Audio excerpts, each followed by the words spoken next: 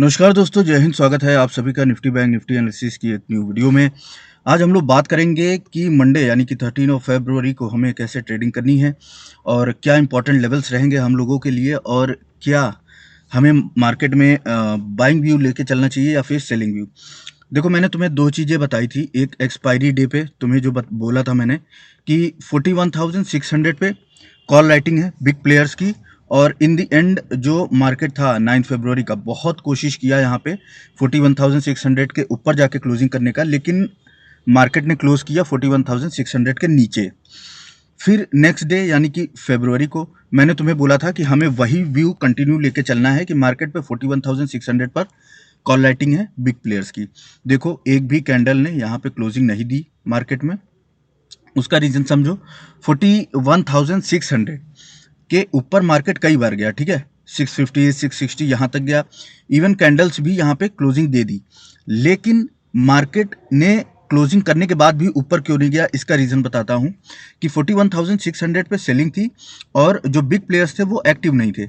उन लोगों ने अपने लास्ट डे के सेलिंग पोजीशन को कंटिन्यू करी थी, और यहाँ पे जो है हैवी लिमिट ऑर्डर्स में लिमिट ऑर्डर्स लगा रखे थे सेलिंग के, कॉल सेलिंग के, ठीक है।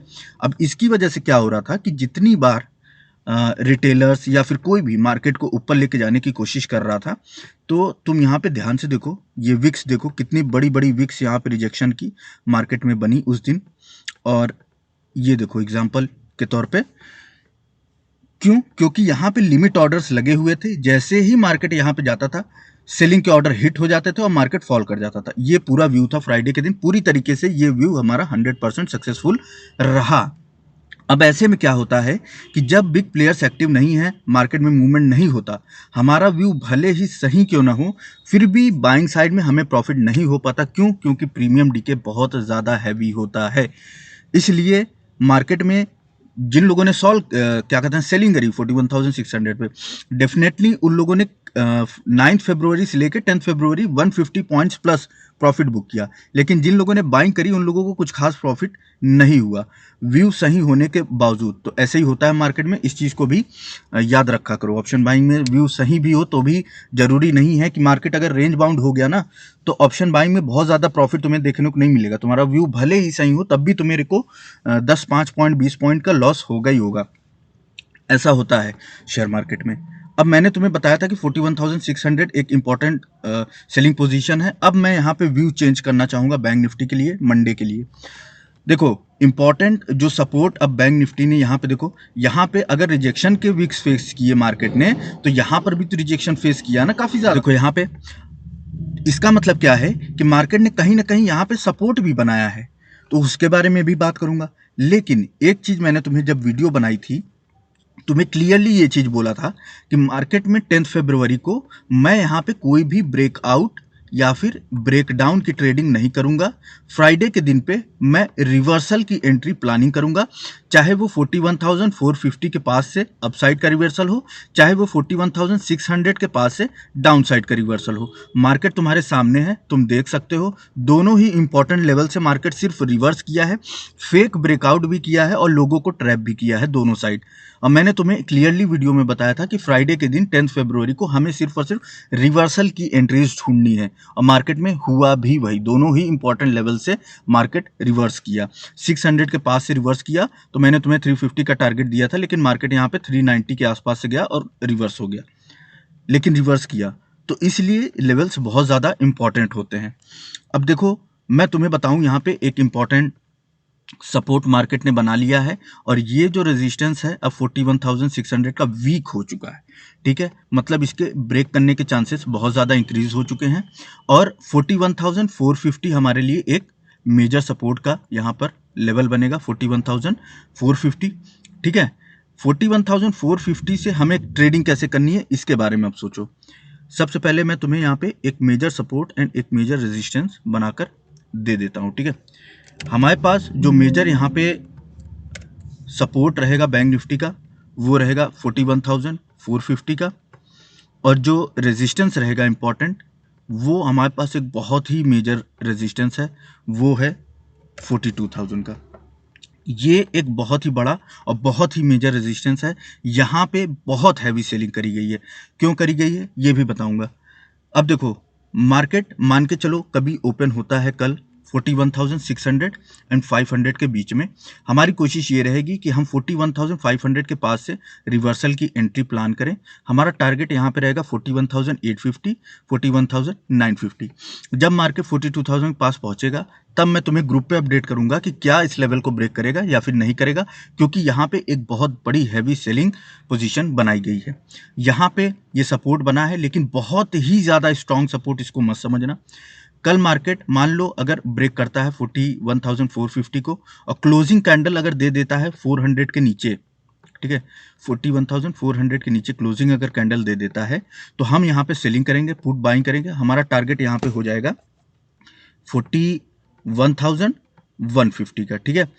अब यहाँ पे देखो एक मेजर मैं तुम लोगों को बता देता हूँ, 41,150 हमारे लिए एक मेजर सपोर्ट सॉरी टारगेट हो जाएगा। लेकिन अब यहाँ पे मेजर सपोर्ट की भी तो बात कर लेना पहले। मेजर जो रेजिस्टेंस है वो 42,000 का है, तो मेजर सपोर्ट क्या हो सकता है? मेजर सपोर्ट मार्केट के लिए है 41,100 का, ठीक। इन दोनों लेवल्स को तुम्हें अच्छे से याद रखना है। जिस दिन ये लेवल ब्रेक होगा मार्केट को खींच के लेके जाएगा 43,000 तक।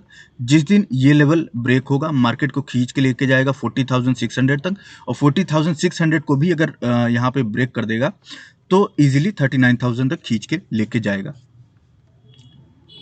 इन दोनों लेवल्स को ब्रेक करना अभी इजी नहीं है। अब देखो ओवरऑल व्यू मार्केट का तुमको बताता हूँ क्या है। मार्केट ने एक यहाँ पे सपोर्ट बनाया, मार्केट ऊपर लेके जाना चाहता है सारे रिटेलर्स को, कहाँ तक? 42,000 के लेवल के पास तक, जिससे कि लोग ये सोचे कि हाँ अब मार्केट बुलिश हो गया है, हम और बाइंग करेंगे और बाइंग करेंगे और बाइंग करेंगे। यहाँ पे ले जाके मार्केट को फिर वापस गिराने की कोशिश करी जाएगी। ये पूरा मार्केट का ओवरव्यू है मेरे हिसाब से।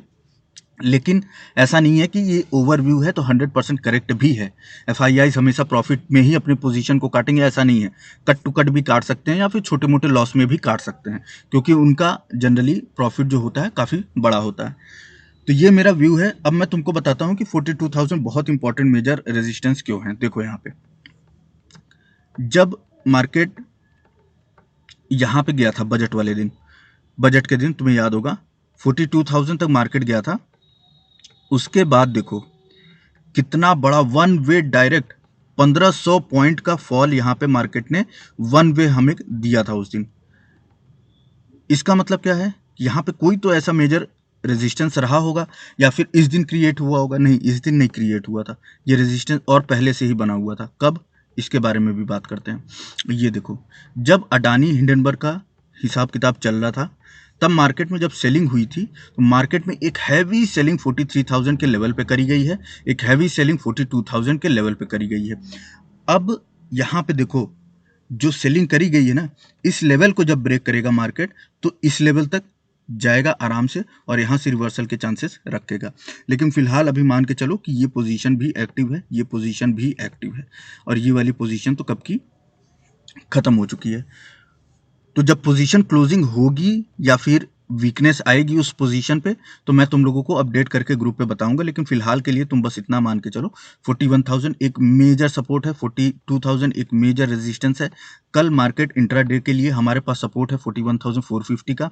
मार्केट जब भी ओपन होगा जहां पर भी हमें कोशिश ये करनी है कि हम बुलिश एंट्री लें, रिवर्सल की एंट्री लें 41,450 500 के पास से रिवर्सल की एंट्री लें। हमने जो टारगेट हमारा रहा और जो सपोर्ट हमारा रहा, दोनों चीज़ मैंने तुम लोगों को यहाँ पे बता दी है। तो इस हिसाब से हमें कल ट्रेडिंग करनी है। बाकी जो भी चीज़ें होंगी मैं ग्रुप में अपडेट करता जाऊँगा। मार्केट में जो भी चीज़ें अपडेट होती रहेंगी या फिर चेंज होती रहेंगी वो बताता जाऊँगा। मान लो मार्केट में कल मार्केट गैप अप ही ओपन हो गया 41,900 पे तो कोई मतलब नहीं बनता, फिर तो ओपन होते ही तुम्हें सेलिंग करनी पड़ जाएगी। इन चीज़ों को भी ध्यान में रखा करो। मान लो मार्केट ओपन हो गया 850 के पास में, तब तुम बुलिश एंट्री नहीं ले सकते, फिर तुम्हें वेट करना पड़ेगा मार्केट थोड़ा सा ऊपर जाए, फिर यहाँ से हम रिवर्सल की एंट्री लेंगे सेलिंग साइड में। मार्केट ओपन हो गया यहाँ पर, तब हम यहाँ पे सेलिंग की एंट्री नहीं लेंगे, फिर हम यहाँ पे वेट करेंगे, फिर यहाँ पे रिवर्सल की एंट्री लेंगे अपर साइड में, और टारगेट जो मैंने तुम्हें बताया वही रहेगा। और अगर लेवल से ब्रेक डाउन होंगे तब मैं ग्रुप में आप लोगों को अपडेट करके बताऊंगा कि क्या क्या करना है, क्या क्या नहीं करना है, कहाँ तक होल्ड करना है, क्या इंपॉर्टेंट मेजर सपोर्ट या मेजर रेजिस्टेंस हमारे लिए आगे के साइड में रह जाएगा। सो आई होप आप लोगों को ये वीडियो समझ में आई। अगर नहीं समझ में आई तो नीचे कमेंट करके ज़रूर बताना। प्लस दूसरी चीज़, ऐसे ही मैं वीडियोस लाऊंगा अभी नेक्स्ट 2-3 दिन में। एक इंपॉर्टेंट स्ट्रेटजी की वीडियो और लाने वाला हूं, तो अगर चाहिए तो उसको भी कमेंट करके बता देना ऑप्शन बाइंग की। तो ये था बस आज का वीडियो। आई होप ऐसे ही आप प्रॉफिट बनाते रहिए। मिलते हैं नेक्स्ट वीडियो में, तब तक के लिए मुस्कुराते रहिए, खुश रहिए। जय हिंद, जय भारत।